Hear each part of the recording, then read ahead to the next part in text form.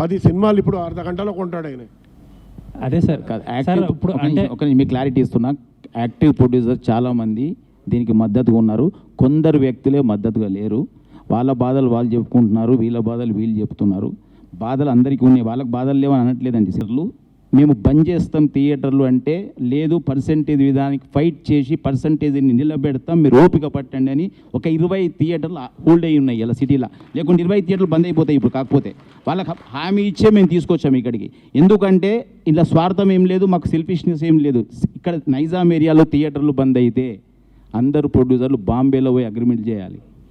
ఇలా బాంబేలో single theatre లేదండి, ఎక్కడ సింగిల్ థియేటర్లు మనుగడ మొత్తం పోయింది. ఓన్లీ ఉన్నదల్లా ఇప్పుడు మన ఓన్లీ తెలుగు ఫిలిం ఇండస్ట్రీని ఉన్నాయి సింగిల్ థియేటర్లు. దీన్ని కాపాడుకోవాల్సిన బాధ్యత మనకుంది. ఇప్పుడు మేము ప్రొడ్యూసర్, డిస్ట్రిబ్యూటర్, ఎగ్జిబిటర్ మూడిట్లో ఉన్నాం మేము. అయినా ఎందుకోసం ఎగ్జిబిషన్ దాని గురించి వాళ్ళు వచ్చి ఇక్కడ నిలబడ్డాం. థియేటర్లు బతకాలి.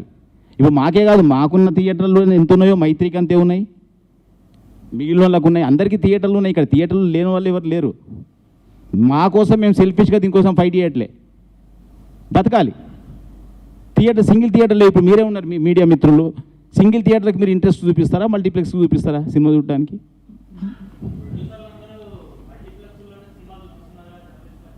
అది మరి మీరు అవాయిడ్ చేయట్లేదు, మీరు కూడా ఇంట్రెస్ట్కి వెళ్తున్నారు. మమ్మల్ని చిన్న వీళ్ళు అదే ఎగ్జిబిటర్లు అదే అంటున్నారు, మీరు కూడా మమ్మల్ని చిన్న చూస్తున్నారని. సార్ మీరు వెళ్ళి సింగిల్ థియేటర్ని సినిమా చూస్తామనండి, మరి అక్కడే టికెట్లు ఇవ్వండి అనండి. కాదు సార్,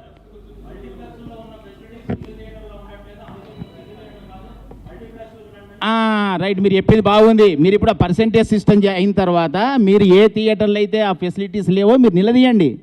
ఇప్పుడు నా థియేటర్లు ఉన్నాయి, లేకుంటే సునీల్ థియేటర్లు ఉన్నాయి, లేకుంటే ఇంకెవరి థియేటర్లు, ఆ థియేటర్కి వెళ్ళి సినిమా చూడండి. సినిమా చూసిన తర్వాత ఏంటి థియేటర్ ఇలా ఉందని అప్పుడు మీరు రాయండి.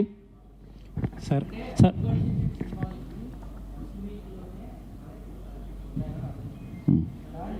అట్ ద సేమ్ టైం మీరు ఆ ఫస్ట్ వీక్లోనే ఆ పర్సంటేజ్ ఎక్కడ అమలు చేస్తే కనుక హై బడ్జెట్ సినిమా అంటే ఇవాళ ఎక్కడ ఉంది? తెలుగు ఉందా, ప్యాన్ ఇండియా ఉందా? మీరు నాకు ఆన్సర్ చెప్పండి. హై బడ్జెట్ మూవీ తెలుగు సినిమానా, ప్యాన్ ఇండియా సినిమానా?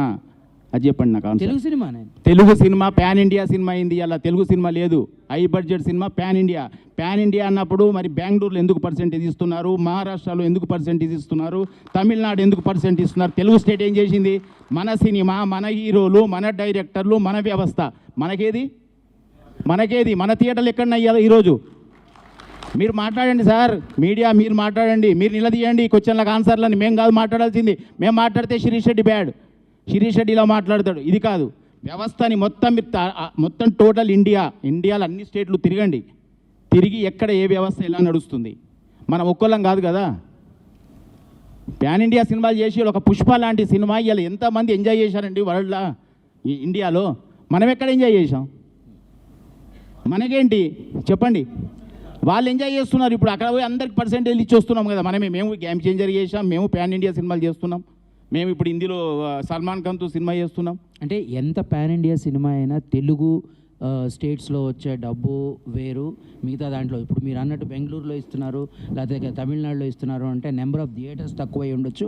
ఇంకా అక్కడ దేర్ ఈజ్ నో ఆల్టర్నేట్ అయి ఉండొచ్చు. కానీ రావాల్సిన డబ్బే ఇక్కడ. ఒక నిమిషం, నేను ఆన్సర్. ఆల్టర్నేట్ ఎందుకయింది? మూతపడ్డాయి. బాంబేలో ఎన్ని సింగిల్ థియేటర్లు చెప్పండి? బాంబేలో ఎన్ని సింగిల్ థియేటర్లు? బాంబేలో సంవత్సరాలు అయిన సినిమాలు రోజులున్నాయి కదా. ఇక్కడ పోయినా ఆ థియేటర్లు లేవు కదా. ఇప్పుడు రేపు అదే హైదరాబాద్ అలే ఆగుద్ది. ఇంకొక 1 year తర్వాత మొత్తం ఏ థియేటర్ కనపడుతుంది? నేను RRR రిలీజ్ చేశాను నైజాంలో. RRR సినిమాకి ఇప్పటికీ సినిమాకి 100 థియేటర్లు పోయినాయి తెలుసా మీకు? ఎన్ని రోజులు అయింది RRR వచ్చి? అంతరించిపోతుంది. ఇవన్నీ తెలిసిన వ్యక్తిగా నేను మాట్లాడుతున్నా. తెలియని వాళ్ళు చాలా మాట్లాడుతున్నారు. ఇండస్ట్రీలో ఏ ప్రొడ్యూసర్ తెలియదు, ఏ థియేటర్ బంద్ అయింది తెలియదు, ఏ థియేటర్ ఉన్నదో తెలియదు. మేము మాట్లాడుతున్నాం, పోతుంది. ఎందుకంటే డిస్ట్రిబ్యూషన్లో ఉన్నాం మేము. ఇంక ఉండాలి వ్యవస్థలో. ఇక్కడ డిస్ట్రిబ్యూషన్ అయితే మూసుకోలేం కదా. సో అంటే బీయింగ్ ఏ ప్రొడ్యూసర్, మీరు ఇప్పుడు ఒక 100 కోట్ల సినిమా తీసారు అనుకుందాం. ఈ 100 కోట్ల సినిమాని రిలీజ్ చేసినప్పుడు అప్పుడు మీరు కూడా యాజ్ ఏ ప్రొడ్యూసర్గా ఈ పర్సంటేజ్ విధానాన్ని కావాలి అని అంటారా? 100%. ఎందుకంటాను అంటున్నానంటే మీకు ఇది చెప్తా. వ్యవస్థ మారాలంటే ఇక్కడికి వెళ్ళి మారాలి, పైనుంచి మారదండి, ఇక్కడ నుంచే మారాలి. పాలిచ్చేవాడు పాలేరయ్యాడు. ఇవాళ వ్యవస్థ ఇక్కడ నుంచి స్టార్ట్ అవుతుంది, రెవెన్యూ ఇక్కడికి వెళ్ళి మొదలవుతుంది, థియేటర్ నుంచి రెవెన్యూ మొదలవుతుంది. కానీ ఇలా ఓటీటీకి పోయిన తర్వాత ఓటీటీ ఇంపార్టెంట్ అయింది, థియేటర్ చిన్న చూపు అయింది. అది కాదు కదా. ఇక్కడికి వెళ్ళి మనం ఎంజాయ్ చేసేది థియేటర్ని, మనం సినిమా చూసేది థియేటర్ని. కటౌట్లు పెట్టి ఎంజాయ్ చేస్తున్నారు. పాలాభిషేకం ఎందుకండి అంత దాకా ఎందుకు? రిపీట్ రన్ సినిమాలు ఫుల్స్ వస్తున్నాయి కదా, ఎందుకు వస్తున్నాయి మరి? ఓటీటీలో ఉంది కదా మూవీ, అది థియేటర్ ఎంజాయ్మెంట్ మిస్ అవుతున్నాం కదా. శిరీష్ అన్నకు ఆ కష్టం తెలుసు. పక్కన ఉన్న ఇంకొక ఆమె 300 స్క్రీన్లు ఉన్న కష్టాల్లో ఉన్న ఎగ్జిబిటర్ కి ఈ కష్టాలు తెలియకపోయినా ఇవన్నీ చెప్తున్నారని రవణ్ ఉద్దేశం. శిరీష్ యాక్చువల్లీ నిజంగా తెలుసు. ఎందుకంటే ఇప్పుడు పెద్ద పెద్ద హిట్ సినిమాలు ఎలా చేశారో అంత పెద్ద ఫ్లాప్ సినిమాలు కూడా చేశారు. సో ఆయనకి పెయిన్ తెలుసు. సో ఆయన బ్యాలెన్స్ అవుట్ చేస్తానికి ట్రై, కానీ ఆయన మరి ఎందుకు నిన్నంత ఆమె అవసరం లేని నిన్న కూర్చుని మాట్లాడుతూ అయిపోయేదానికి అదంత జరిగింది. ప్లస్ మీరు దిల్రాజు గారు చేశారు.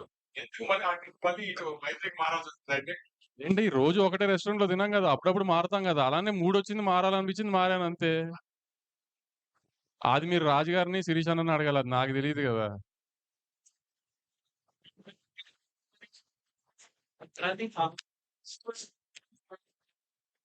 సార్ డిస్ట్రిబ్యూషన్ లో ట్రాన్స్పరెన్సీ లేదని మేము ఎప్పుడు అనట్లేదు.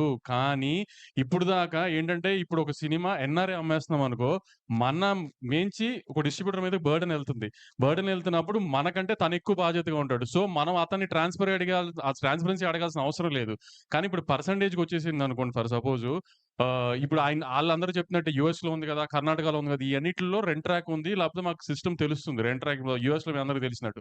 సో అట్లానే మాకు ఇప్పుడు పర్సంటేజ్ మీదకి వెళ్తుంది కాబట్టి మీరు అన్నట్టు ఫుట్ఫాల్ పెరిగినా, థియేటర్స్ వాళ్ళు బాగుపడుతున్నా, అన్ని జరిగినా మాకు ఆ రెవెన్యూ సైడ్ ఎంత పెరిగిందో తెలియాలి. కాబట్టి మాకు ఆ ట్రాన్స్పరెన్సీ కోసం రెంట్ ట్రాక్ కావాలి అంటున్నాం. ఇప్పుడు దాకా ఏంటంటే మరి పర్సంటేజ్ వచ్చిందో అది వేరు, రెంటల్లో ఉన్నప్పుడు వేరు కదా. రెంటల్లో ఉన్నప్పుడు డిస్ట్రిబ్యూటర్ రిస్క్